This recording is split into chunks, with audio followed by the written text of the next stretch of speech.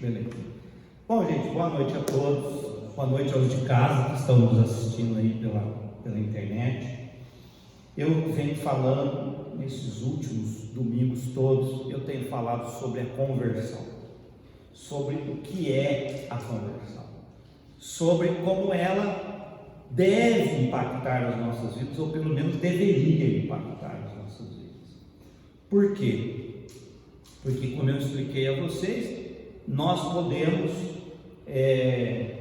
aderir aos valores cristãos sem necessariamente nos convertermos a Cristo, não é? Eu posso abraçar a ideologia de uma determinada denominação cristã, de uma igreja, mas não necessariamente isso significa que eu tenho uma relação pessoal com o Criador do universo, uma relação pessoal com Cristo, tá? Então, eu entendo que esse é um assunto de extrema importância, porque ele é fundante da nossa fé, né? Ele estrutura a nossa fé. Então, nós temos de pensar o seguinte: nós estamos aderindo a ideias para as quais nós somos simpáticos, ou nós estamos passando realmente por um processo de transformação da própria vida, por um processo de transformação dos nossos valores, da nossa visão do mundo, tá?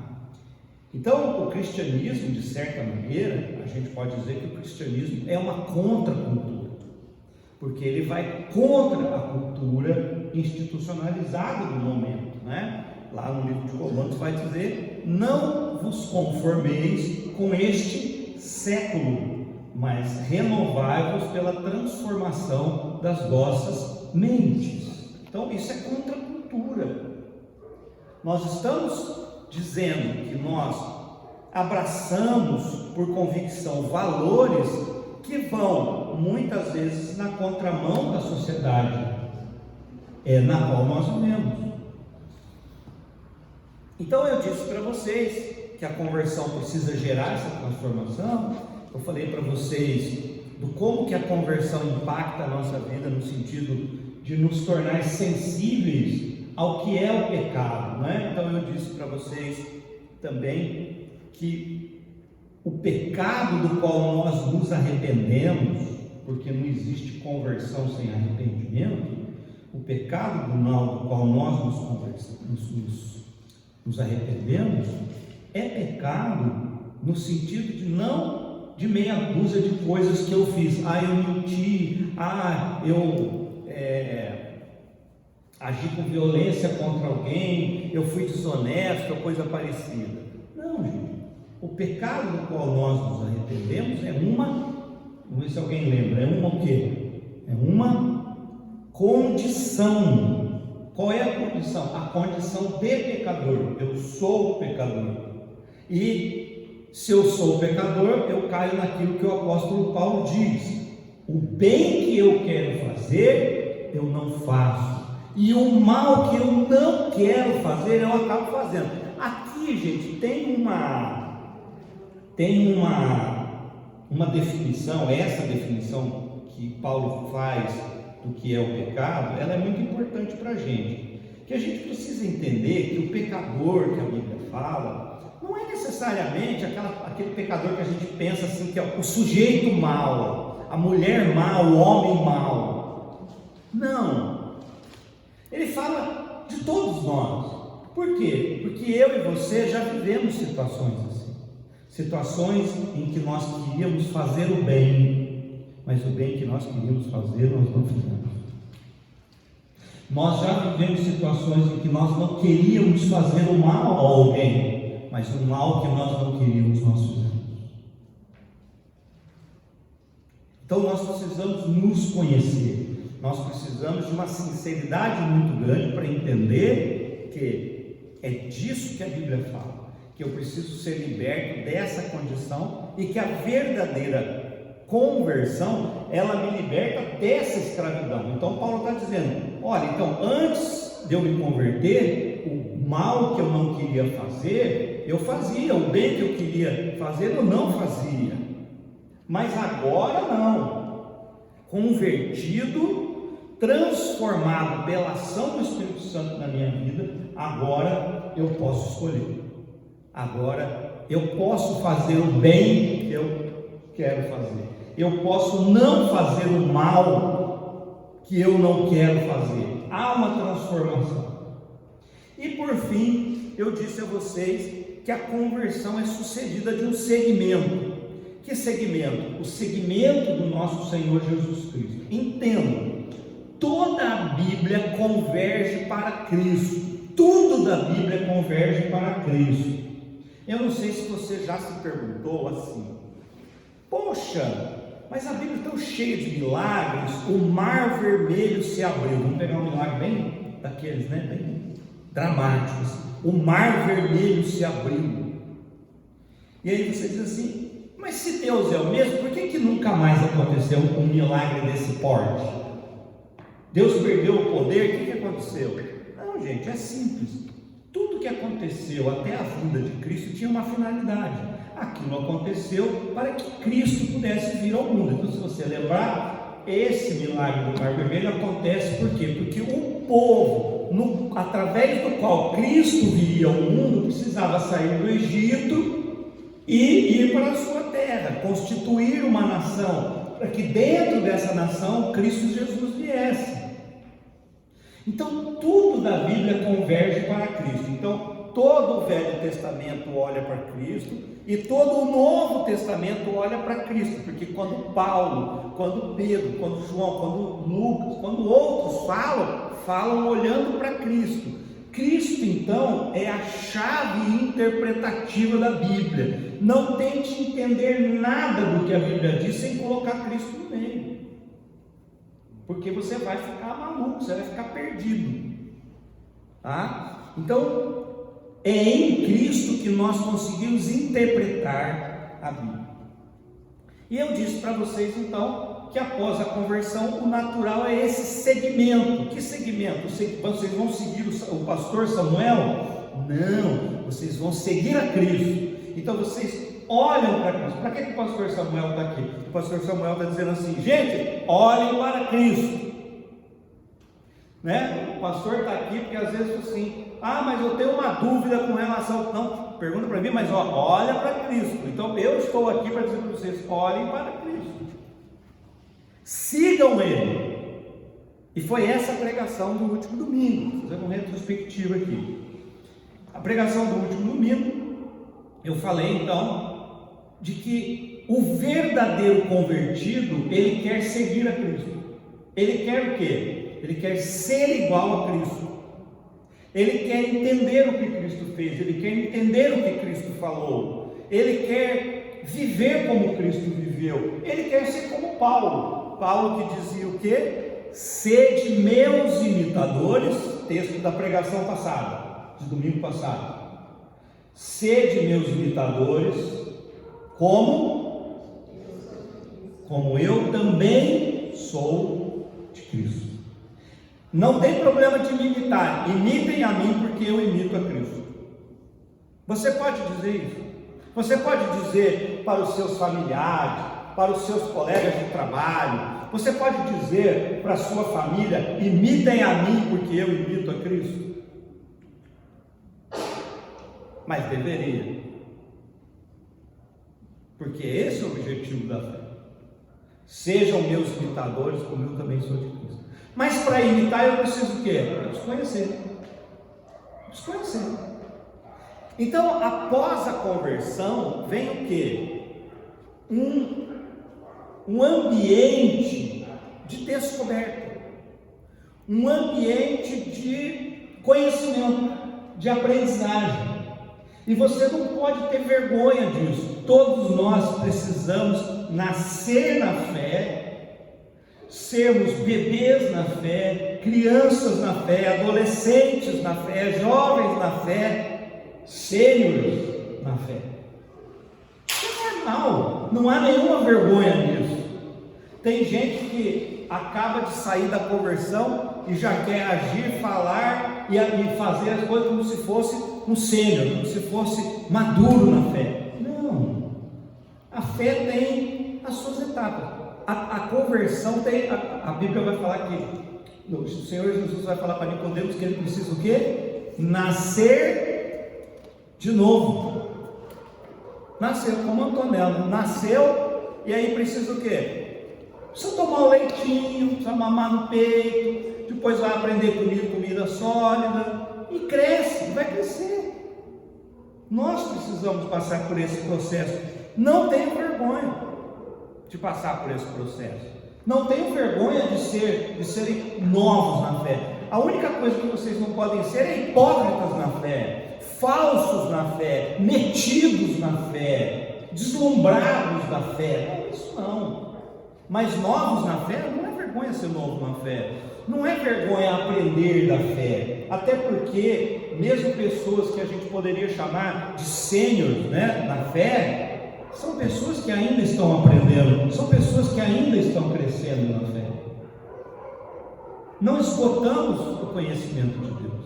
Então eu quero dizer hoje para vocês o seguinte: lá em Lucas, capítulo 18, do verso 15 ao verso 17, o Senhor Jesus vai nos colocar um como. Então, se o passo seguinte à conversão é o seguimento do Senhor Jesus, é o seguir ao Senhor Jesus, o próprio Senhor Jesus nos evangelhos, ele vai nos dar um como. Que como é esse? É o como fazer isso. O que está escrito? Quem já abriu, poderia ler para mim Lucas 18, 15 a 17?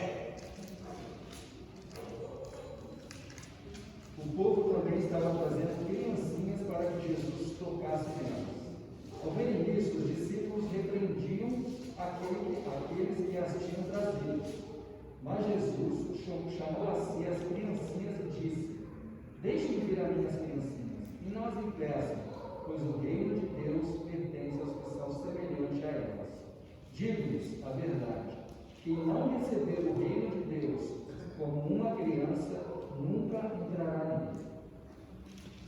O que Jesus faz nesses versos que o Fernando acabou de ler? Ele nos dá um como fazer esse segmento. Qual é o espírito que eu tenho que ter ao me colocar como seguidor do Senhor Jesus?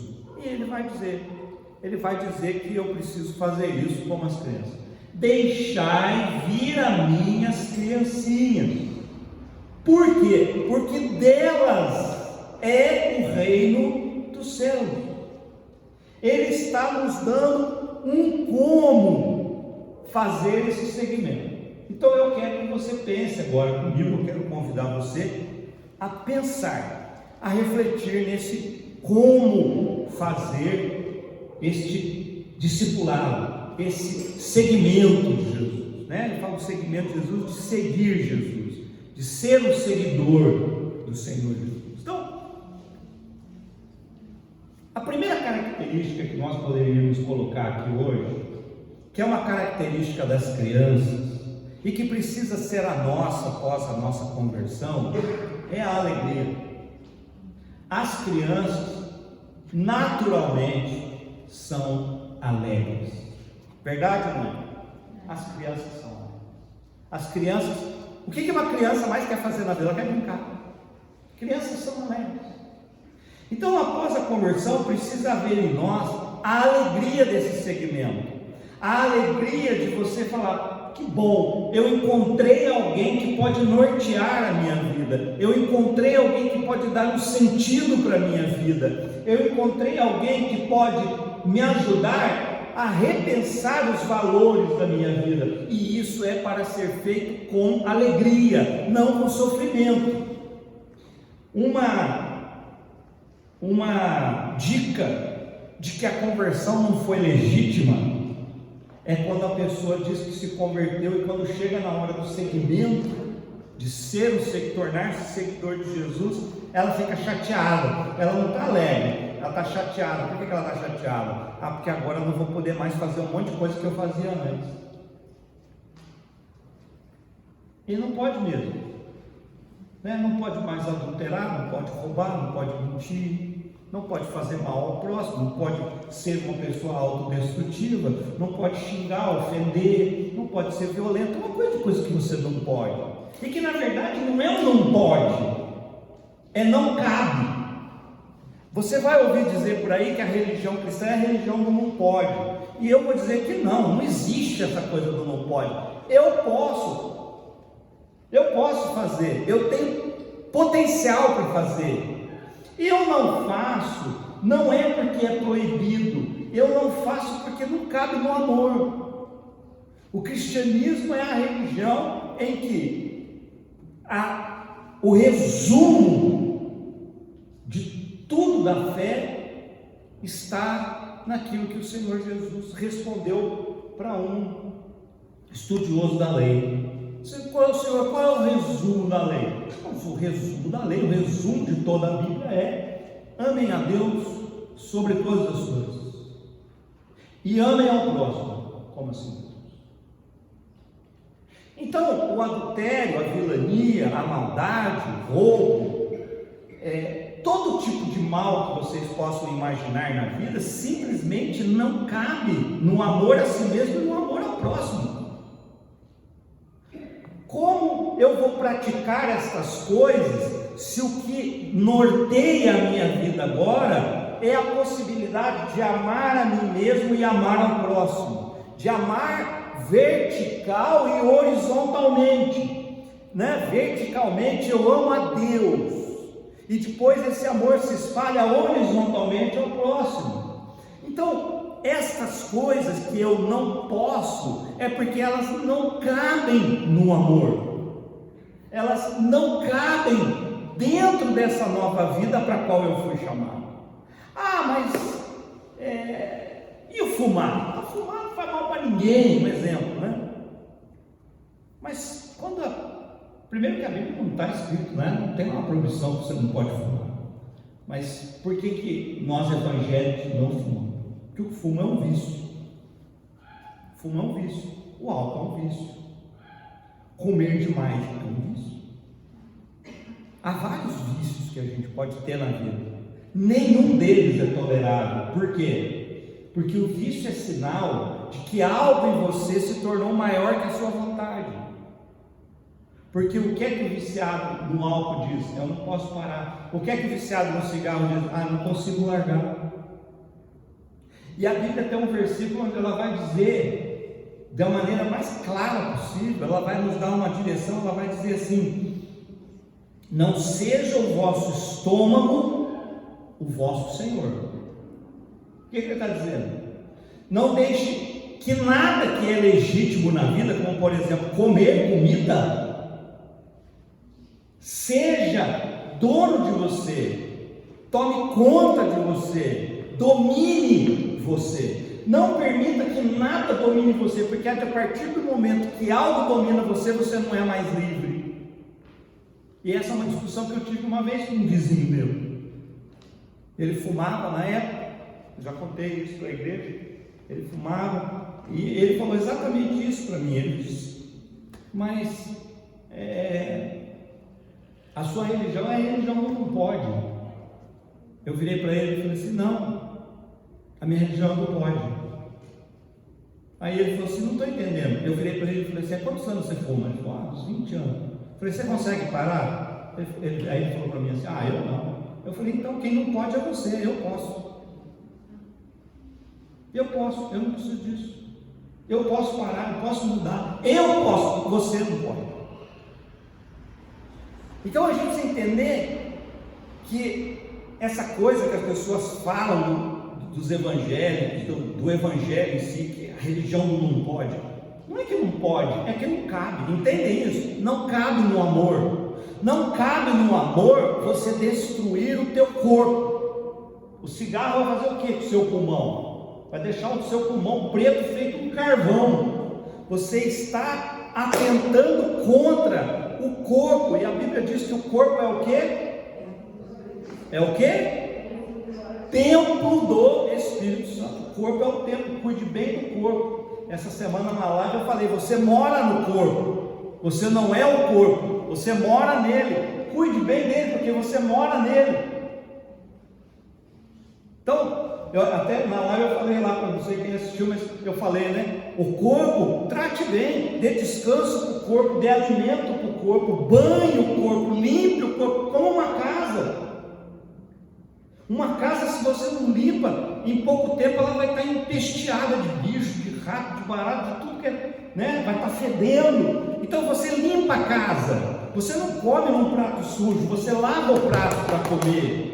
Então limpe o corpo, trate bem o corpo, tome banho, passe o perfume, escove os dentes, coma bem, dê descanso para o seu corpo. Então são coisas que cabem no amor. O que cabe no amor a mim mesmo, né? Ama ao próximo como a si mesmo. Poxa, vou cuidar de mim. Se eu cuido de mim, eu cuido do outro. Então isso é para ser feito com alegria. Essa é a primeira característica das crianças. Por que Jesus diz deixar vir as minhas criancinhas? Porque delas é o reino dos céus. Porque elas fazem isso com alegria. O seguimento é algo que se faz com alegria. Se você está na fé, está aprontando por aí, e está chateado, está cheio de culpa, está criticando a religião que você segue, porque você não deveria estar fazendo o que de repente está fazendo aí que ninguém vê, a culpa não é da religião, não é de Deus. Talvez você não tenha se convertido de verdade, talvez você não tenha atinado, não tenha entendido o quanto que o pecado é danoso para a sua vida, é danoso para a vida do próximo. Então você não entendeu isso, então você não se converteu. Precisamos ter essa consciência. Uma outra característica das crianças é a curiosidade. Eu sempre lembro que quando eu era criança, eu morava numa casa em Jundiaí, que tinha um buraco na janela e o sol batia naquele buraco às vezes e entrava um fio de luz, porque o quarto era meio escuro, entrava um facho de luz. Então era o quarto quase todo escuro e aquele facho de luz entrando. E eu deitava no chão, embaixo daquele facho, e eu via as poeiras flutuando ali. Não sei quem já fez isso de criança, né? Se aquele facho de luz, você vê aquela poeira, e eu ficava ali viajando naquilo, né? Pensando, e aquilo me fazia pensar no universo. Então as crianças têm essa característica, elas são curiosas. Eu queria saber de onde vinham meus dentes, eu queria saber dos dinossauros, eu queria saber de tudo, eu tenho curiosidade. O convertido tem que se colocar no segmento de Jesus com curiosidade. Não canse de dizer: Senhor, como que é isso? Senhor, como é que é aquilo? Senhor, me ajuda a entender não sei o que, me ajuda a entender o amor, me ajuda a entender o perdão. Faça isso com sinceridade, com a sinceridade de uma criança, né? A criança, ela tem essa capacidade de se encantar com o novo, de se deslumbrar com o novo. Então, ao seguir Jesus, faça isso, faça como uma criança, faça com alegria, faça com curiosidade, queira aprender, tenha desejo de aprender dele, saber dele, conhecer. Não se canse de perguntar aquilo que você entender. Senhor, por que o mundo é tão injusto? Impossível que você, que alguém que caminha na fé não tenha feito essa pergunta em algum momento. Por que o mundo é tão injusto? Por que há tanta injustiça no mundo?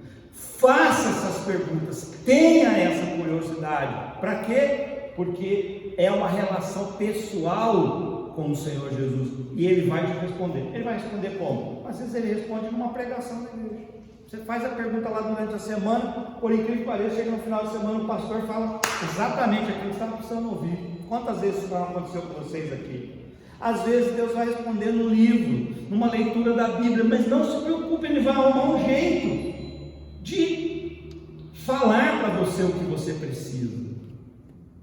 Se você acata esse segmento com a alegria de uma criança, com a curiosidade de uma criança, com a vontade de aprender de uma criança. A outra característica das crianças é a confiança que elas têm. Elas confiam, né? Eu falo que um bom exemplo da confiança das crianças é quando uma família vai viajar, né? Quando o pai e a mãe dizem assim: filho, arruma as malas, vamos viajar, vamos passear. As crianças simplesmente confiam, elas arrumam as malas e elas só querem saber a hora que vai chegar, né? Aquela coisa de criança que elas estão no carro, no caminho, deve estar faltando muito para chegar ainda, né? Elas só querem chegar.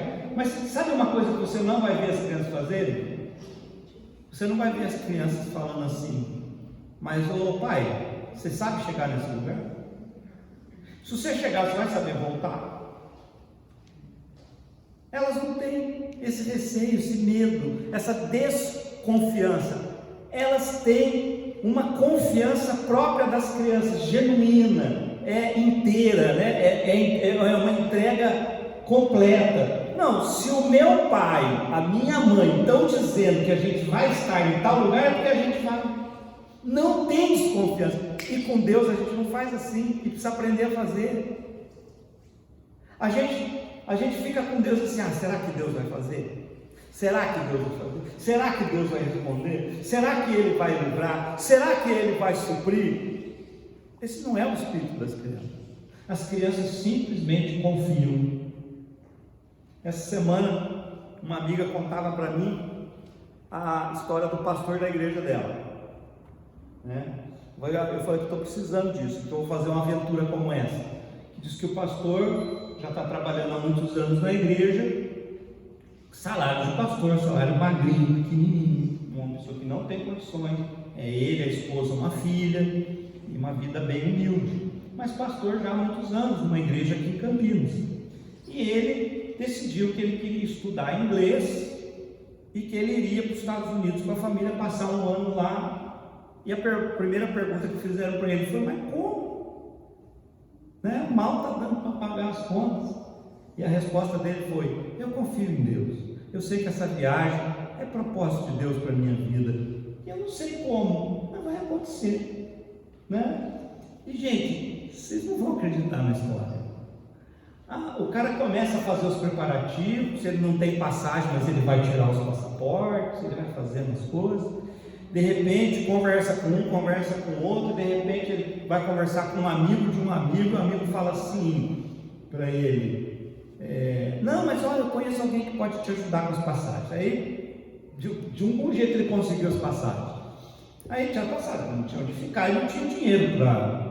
Aí, atendendo uma pessoa da igreja, que pediu para ele conversar com uma outra igreja, com uma outra pessoa de um outro lugar, que nem crente era. A pessoa ficou sabendo da história e falou assim: olha, eu tenho um cunhado que tem uma casa lá em Miami, a casa está desocupada, você pode ficar lá.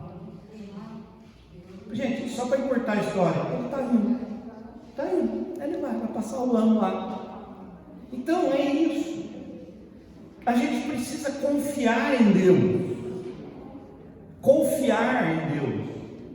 de que as coisas da maneira que ele está encaminhando são exatamente as que deveriam estar acontecendo. Tá? Então, as crianças, elas têm essa fé, essa confiança nos pais. Nós precisamos, ao seguir Jesus, precisamos ter confiança nele. Confiança, como eu já mencionei várias vezes, confiança para quando Jesus diz assim: não julgue. Você não julga. Eu confio no Senhor, eu não vou julgar a quem quer que seja. Quando o Senhor Jesus diz perdoa, não questione, não briga, não esperneia, não pula, não dá desculpa, não inventa, perdoa. Quando o Senhor disser Fernando, obedece, de novo, não dá desculpa, não esperneia, não pula, não reclama, obedece, confia. Isso é confiança de criança, né? A criança é assim: você põe a criança em cima de uma muretinha, abre os braços para ela, pula, ela pula. A criança não fica assim: mas se você não me pegar, e se eu cair no chão? Não, é o pai que está dizendo para ela: pula, filho. Pula, filho, ela pula. Por quê? Porque é o pai. Se fosse um estranho, talvez ficasse desconfiado, mas o pai, a mãe não. A mãe fala, vem, e ele vem. O filho vem, a filha vem, porque confia. E você confia? Você faz esse exercício da confiança? É esse o espírito do seguimento de Jesus que norteia a sua vida? Ou seja, a alegria de uma criança, a curiosidade de uma criança, a confiança de uma criança e, por fim, a integridade de uma criança. A terceira característica que eu quero, a quarta característica que eu quero citar das crianças é a seguinte: as crianças são o que são, doa a quem doer. Vamos pensar nisso um pouco? Criança não faz tipo. E eu, ser sincero, crente adora fazer tipo.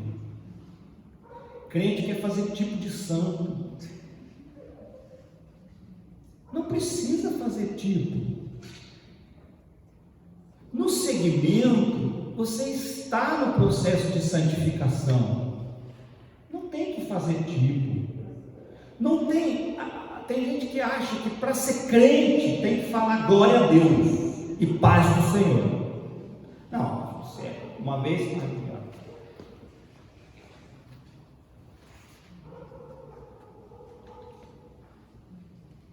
Uma vez eu fui questionado por isso, porque eu não tenho esse hábito de cumprimentar as pessoas e dizer a paz do Senhor, irmão. Não faço isso.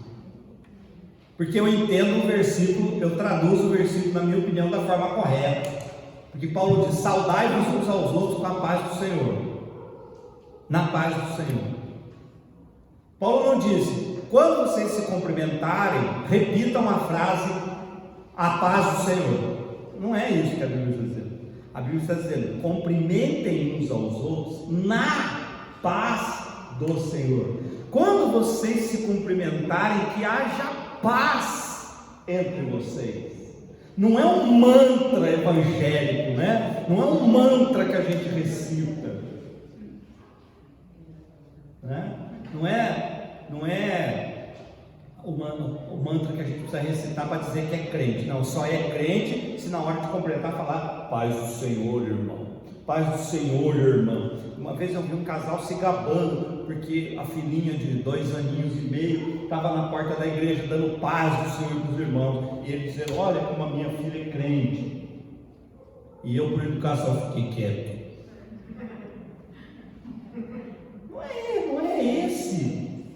Não é essa a forma de avaliar. Por quê? Porque às vezes está recitando a frase paz do Senhor, irmão, mas tem preconceito contra o irmão. Acha que o irmão é ignorante, acha que ele é pobre, burro, feio. Então isso não é a paz do Senhor.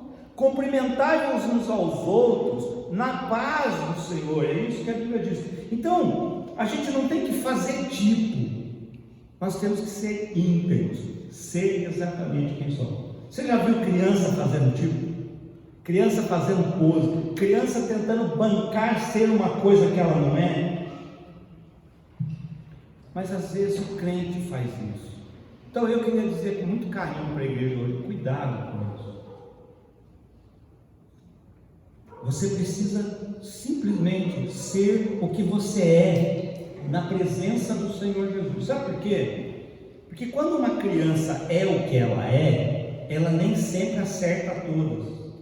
Tem hora que a criança acerta, tem hora que a criança erra. Mas quando a criança erra, o que acontece? O adulto tem a oportunidade de corrigir a criança. Quem tem filho aqui sabe disso. Quantas vezes vocês não precisaram corrigir os filhos de vocês na rua?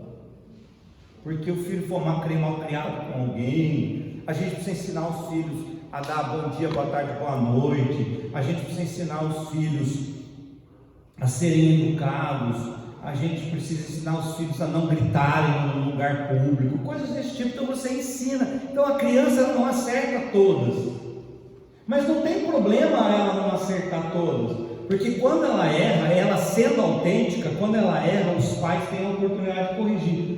No discipulado de Jesus a mesma coisa. Seja você, seja integralmente você, 100% você. Deixa que o Senhor te corrija.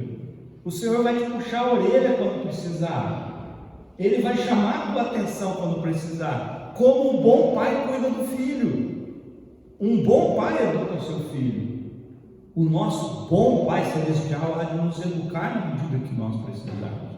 Mas desde que esse segmento seja honesto, seja sincero, seja cristalino, transparente. Não adianta a gente falar que é convertido, a gente dizer que é seguidor do Senhor Jesus, mas quando ninguém da igreja está vendo, você está vivendo uma vida de pecado, você está vivendo na prática do pecado. Quem vive na prática do pecado, quem não se sensibiliza com o pecado, quem dá de ombros para o pecado, para quem acha que o pecado é coisa de sua menos importância, não está faltando fé, está faltando Deus na vida. Está precisando realmente se converter, está precisando realmente entregar a vida para o Senhor Jesus. Então, o Senhor Jesus não nos pede uma perfeição, Ele nos pede o quê? Integridade, sinceridade. É essa qualidade que Ele vê nas crianças. Das crianças é o reino do céu. Sabe por quê? Porque elas não mentem, porque elas não fazem tipo, porque elas não ficam botando banca, porque elas são quem elas são, e elas não têm vergonha de ser quem elas são. E quando elas erram, elas são repreendidas e elas aprendem. E é isso. Então, eu quero terminar a mensagem de hoje dizendo para vocês o seguinte: nessa passagem de Lucas 18, 15 a 17, o Senhor Jesus está dizendo para mim e para cada um de vocês aqui no templo hoje, como segui-lo. Se aproximem dele como crianças, se aproximem dele, do Senhor Jesus, com a alegria de uma criança, com a curiosidade de uma criança, com a confiança de uma criança e com a integridade de uma criança. Façam isso e vocês vão ver a fé de vocês florescer, crescer. Por quê? Porque vocês criaram um ambiente propício para o crescimento da fé. O que passar disso é mímica evangélica, é teatro evangélico, é teatro religioso, não é fé de verdade, não é fé consistente, não é transformação. Amém? Que os irmãos meditem nessa palavra, tragam isso para a mente de vocês, pare para se questionar se você tem tido a alegria do segmento, se você tem tido curiosidade no segmento de Jesus. Eu fiquei contente com o Léo. Quando o Léo chegou na igreja, o Léo é um novo convertido, como vocês sabem, né? Ele foi evangelizado com o pastor. Mas eu achei muito bacana. O Léo chegou para mim um dia, que isso me permite dizer, mas o Léo chegou para mim aqui um dia, assim: pastor, eu tenho um monte de perguntas para fazer. Eu falei: fica à vontade, pode perguntar. Eu adoro responder perguntas, eu adoro explicar a fé para os outros. Mas é esse o espírito. Eu tenho um monte de perguntas. Não é eu tenho um monte de respostas. Não é, eu já sei. Não, eu tenho um monte de perguntas sobre a fé. É a disposição, é a curiosidade de quem quer aprender, de quem quer crescer na fé, de quem fala: peraí, essa coisa é grande demais, ela é maravilhosa demais, eu quero entender isso. E que esse seja o nosso espírito, que haja então em nós essa confiança também, e que haja em nós, acima de tudo, a integridade. Gente, não tem coisa pior para um pastor do que às vezes conversar com membros da própria igreja e você sair com a impressão de que mais da metade de tudo que a pessoa disse é mentira, porque a pessoa não é de verdade, porque a vida dela não é de verdade. E para um sujeito como eu, que está há tantos anos na fé, isso é muito fácil para mim de perceber. Eu posso não falar nada, eu acho que as pessoas têm o seu tempo, eu acho que as pessoas precisam, eu acho que eu preciso deixar Deus agir na vida dessas pessoas, mas às vezes me deixa preocupado de você conversar com alguém que deveria estar maduro na fé, e você vê que a pessoa, que o que ela fala está oco, está vazio, não tem consistência, não tem força. Por quê? Porque não é de verdade. É muita religiosidade, mas é pouco Cristo no viver. E o que nós precisamos é de Cristo no nosso viver. Amém? Que Deus abençoe todos. Vamos nos colocar em pé e fazer a nossa oração, encerrar o nosso culto. Obrigado pela presença de todos vocês. Bom ver a Bruna aqui de novo. Você sabe que você é muito querida. Todo mundo adora você aqui. Muito bom conhecer sua filha também. A Bruna está arquitetando, nós estamos planejando, nós vamos fazer a dedicação da Antonella, assim que for possível. Semana que vem, se tudo der certo.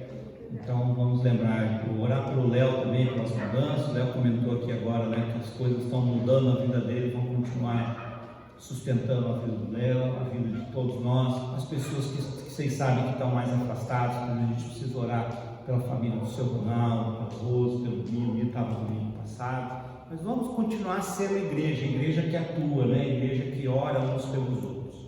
Vocês também estão lá com o link do nosso encontro. Essa semana, a partir de amanhã, vocês já vão começar a receber os vídeos gravados dos encontros. Então tem louvores, tem pregações, tem mensagens, tem um monte de coisa. Quem não se inscreveu, procura o link lá no nosso grupo e se inscreve, tá bom? Vamos orar. Senhor Deus e Pai, obrigado mais uma vez por nós estarmos aqui.